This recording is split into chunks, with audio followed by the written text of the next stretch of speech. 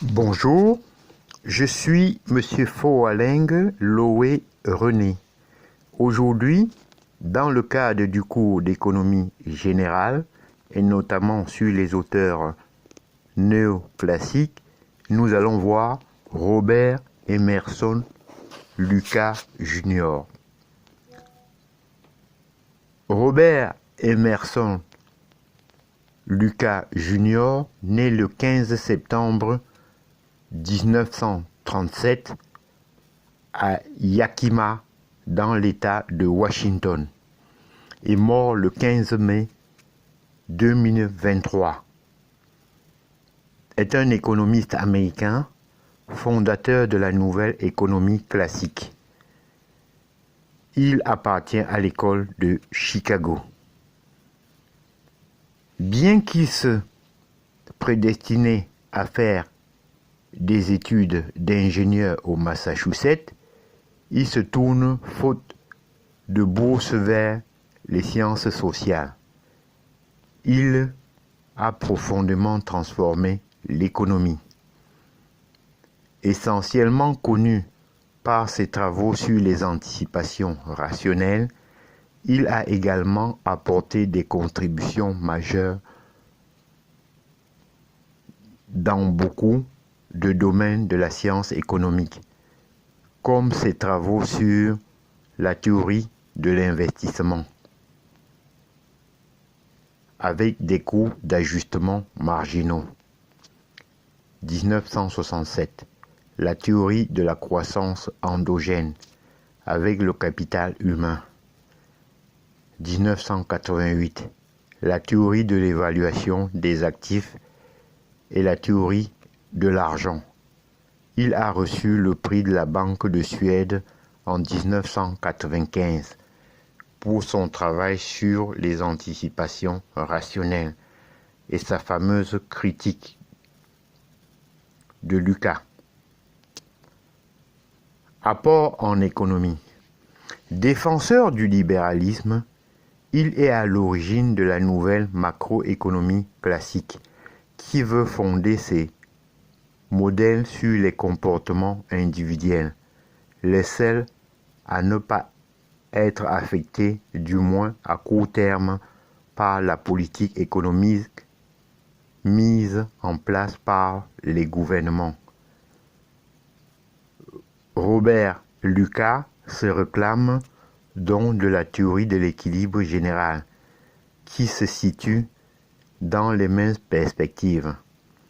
Vu la complexité des interactions entre les choix des individus, cette théorie ne conduit pas à des lois claires qui pourraient servir de point de vue de départ au modèle macroéconomique abrégé.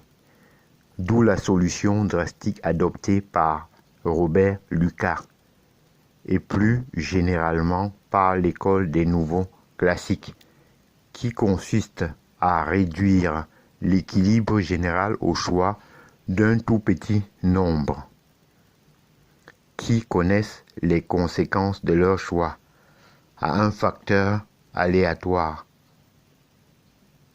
près. C'est l'hypothèse des anticipations rationnelles, arguant de ce que le seul modèle d'équilibre général maîtrisé par la théorie néoclassique est le modèle de construence parfaite. Robert Lucas postule que l'économie est aux aléas près dus au choc exogène qu'elle subit en équilibre de concurrence parfaite.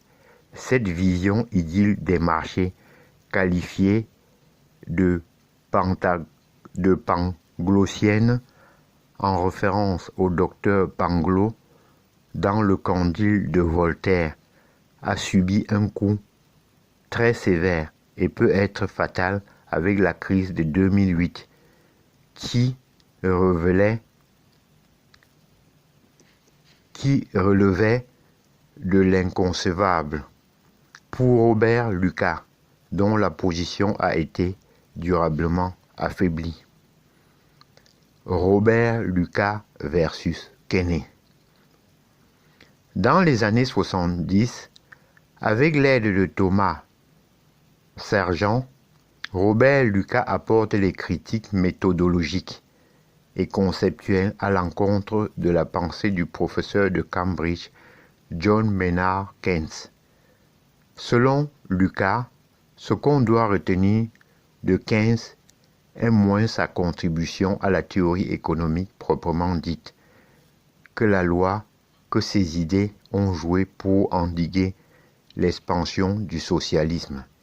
Ces critiques se résument généralement à 3 défauts de la pensée keynésienne. Le fait de sortir de la problématique du chômage, de l'analyse cyclique de la théorie macroéconomique est une faute impardonnable de John Maynard Keynes. Aux yeux de Robert Lucas, et pourtant, John Maynard Keynes l'avait esquissé dans son livre Treatise on Money. Parallèlement, Robert Lucas fait des observations par rapport à la vision à court terme de John Maynard Keynes. Analyse statique. Il qualifie John Maynard Keynes de traître, car selon lui, il s'écarte de la logique et appelle discipline de l'équilibre, expression chère à Robert Lucas, c'est-à-dire du paradigme ou approche d'analyse de la science économique. Jusqu'à cette époque,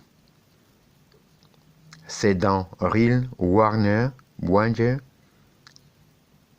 Employment and Inflation, que Robert Lucas laisse apparaître sa désapprobation de la macroéconomie à la Keynes et qu'il fait de l'idée de substitution intertemporelle un élément important dans l'analyse économique. Et enfin, il pense que John Maynard Keynes a des problèmes au niveau de la compréhension des concepts qu'il a lui-même créés. Plein d'emploi et chômage.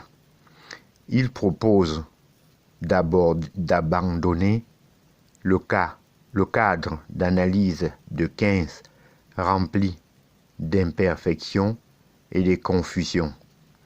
Lucas, responsable, ce mathématicien économiste anglais, Keynes et ses sympathisants d'avoir détourné la théorie économique pour l'embarquer dans la construction de modèles mathématico-économétriques. En réponse à ces critiques, les économistes de la sensibilité keynésienne répondent en proposant un autre cadre d'analyse, communément appelé nouvelle économie keynésienne. Passons maintenant à la critique de Robert Lucas. Robert Lucas reproche au modèle macroéconomique existant d'être formé d'équations qui reflètent les comportements passés des agents économiques, notamment leur réaction devant les politiques économiques suivies par les gouvernements. Or, à moins que ceux-ci conservent exactement la même politique que celle qui a prévalu pendant les périodes où les modèles ont été estimés, les prévisions fournies par ces modèles seront forcément erronées, biaisées, car les agents modifieront leur réaction devant toute nouvelle politique économique. Pour éviter ce problème, il faut donc construire des modèles ayant pour point de départ les fondamentaux de l'économie, des paramètres qui ne sont pas affectés par les aléas de la conjoncture, dont l'action des gouvernements que sont les goûts des consommateurs, les techniques disponibles, les formes institutionnelles, c'est-à-dire organisation des marchés, etc. Paramètres qui sont ramenés à celui d'un agent représentatif assimilé à l'économie dans son ensemble. Bien que la critique de Robert Lucas ait un impact certain au niveau académique, sa portée pratique a été limitée, d'abord parce qu'elle conduit à formuler des modèles très réduits en dimension basée sur des hypothèses qui heurtent le bon sens, comme celle de l'agent représentatif, et qui conduit à des prédictions bien plus mauvaises que les modèles biaisés qui sont censés remplacer dans la pratique les gouvernements, les banques centrales et les diverses institutions se livrant à des prévisions macroéconomiques ont contribué à utiliser les mêmes modèles en dépit de la critique de Lucas et des milieux académiques se réclamant de lui. Passons maintenant au paradoxe de Lucas. Le paradoxe de Robert Lucas est un paradoxe économique selon lequel, contrairement aux prédictions du paradigme néoclassique, les flux d'investissement vont non pas des pays riches aux pays pauvres, où leur rémunération est plus élevée, car moins abondante, mais va de pays riches et pauvres vers les pays riches. Nous allons voir maintenant la théorie des anticipations rationnelles.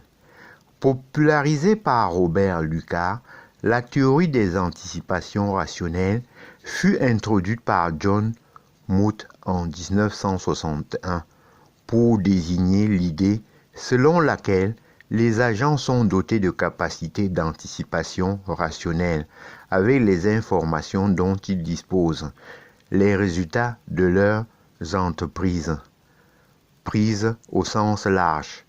De manière simpliste, jusque avant l'apport de Robert Lucas, on supposait dans les modèles que les agents étaient imprécis, naïfs, bref, se projetaient dans le futur en se basant sur le passé de la variable concernée. Cette approche méthodologique se retrouve au sein de la théorie des anticipations adaptatives que Milton Friedman avait utilisée dans ses modèles. C'est dans l'Expectation and Neutrality of Money que Robert Lucas aborde le problème de l'anticipation rationnelle et se soucie de la théorie développée par Milton Friedman. Il donne de la rigueur à la théorie de l'incapacité des politiques monétaires abordée par Milton Friedman, en remplaçant l'hypothèse d'anticipation adaptative par celle d'anticipation rationnelle. Pour y arriver, il construit un modèle à génération imbriquée dans lequel la monnaie est neutre, une propriété chère, tant aux anciens classiques au sens de Keynes qu'aux nouveaux classiques.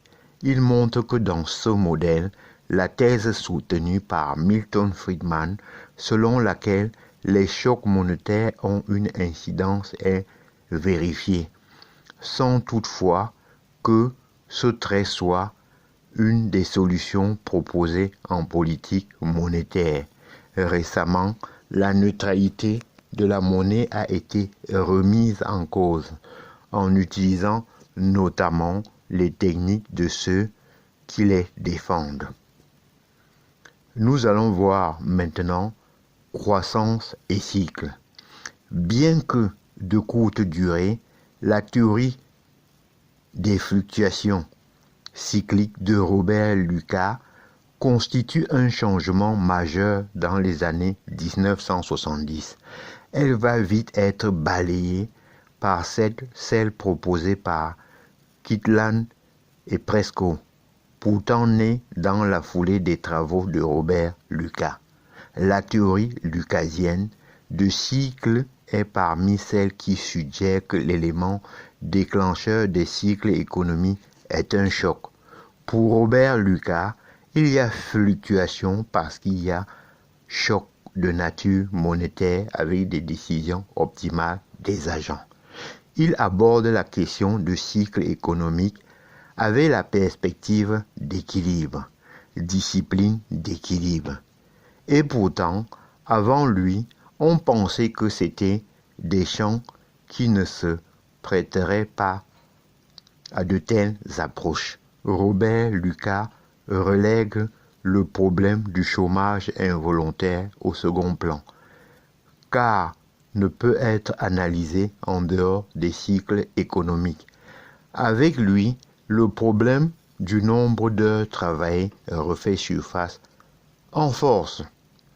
Défenseur du libéralisme, il développe une théorie dans laquelle l'État n'a aucun rôle correcteur quand il s'agit de cycles, car ces derniers n'y sont pas de dysfonctionnement de l'économie, mais des phénomènes normaux. On va voir maintenant la pensée lucasienne, critique, hétérodoxe. Il nie la distinction entre microéconomie et macroéconomie, ce qui va poser problème à certains épistémologues des sciences économiques comme Claude Mouchot, qui insiste sur cette césure. Par ailleurs, on le classe aussi parmi les économistes qui pensent que tout passe d'abord par le fictif, c'est-à-dire l'imaginaire des savants. Lui-même va utiliser ces mots et Mechanical Imitation Economy pour réduire la théorie économique à des ramifications plus ou moins abouties basées sur une économie artificielle. J'en ai terminé et je vous en remercie.